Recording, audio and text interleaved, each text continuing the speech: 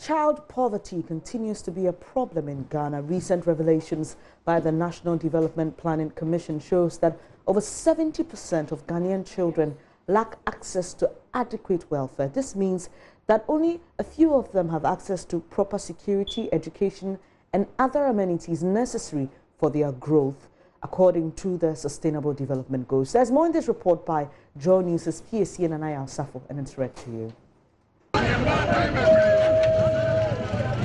It's 8 a.m. on a Friday in a location not too far from Ghana's capital, Accra.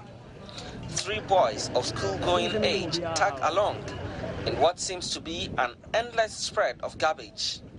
They head towards the Kole Lagoon, where odor from the polluted lagoon fills the air, oblivious to the infections and health hazards it poses. The 3 boys proceed into the filthy unknown. No school, no supervision, and no parents there to help them properly navigate their future. This is a true story from Agbubloshi, a commercial district in the Greater Accra region of Ghana. Many children come to these areas as a result of accompanying their working mothers, mostly traders. Few go to school. A good number have no idea who their mothers or fathers are. Vida, a trader in the district, shares her concerns and the dangers of raising a child in such an environment. It is a really disturbing situation. I used to have children with me here, but due to illness, they could not advance their education.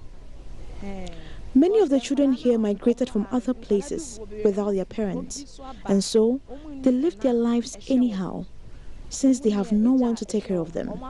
I think it would be prudent if government had social interventions in place for these children. The sanitation situation here causes so many problems for children.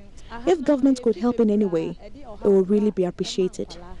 The rains yield even nastier filth and an influx of mosquitoes. Anytime it rains, the sanitation situation worsens.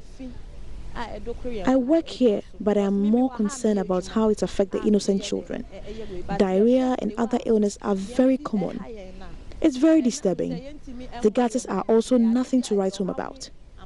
Would appreciate it if government help with waste management and disease control in the area. Mommy will soon turn 13.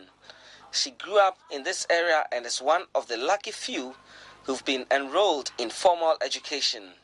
Yet, even she succumbs to the pressures of the environment. I saw some of your friends were playing in the field. Why is that so?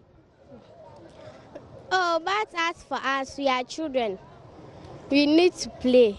Dr. Felix Adoyobo is the Acting Director, Development Policy Division of the National Development Planning Commission. Early childhood development, that is very critical for the present status and then the future of the child. That is something that we need to pay good attention to. The Commission's latest findings show that child poverty in Ghana has taken an upsurge.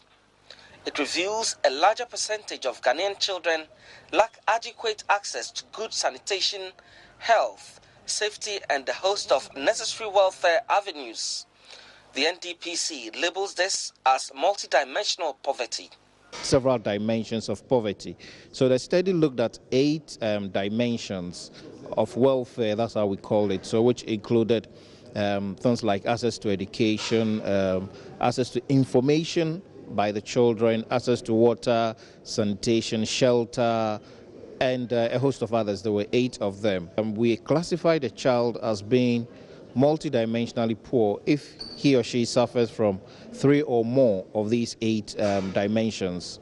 And so we looked at the various 8 categories, and for each category, over 50% of children in that age bracket suffered from 3 or more dimensions of poverty, which was quite alarming. Looking at monetary poverty alone, the number was about 28%. But once we delved deeper and looked at various dimensions of poverty, the average sum is well over 70% of Ghanaian children. Somewhere in Ghana, the next Bill Gates has not been fed. The next Albert Einstein has been denied science, and the next Oprah Winfrey has not been taught the power of speech.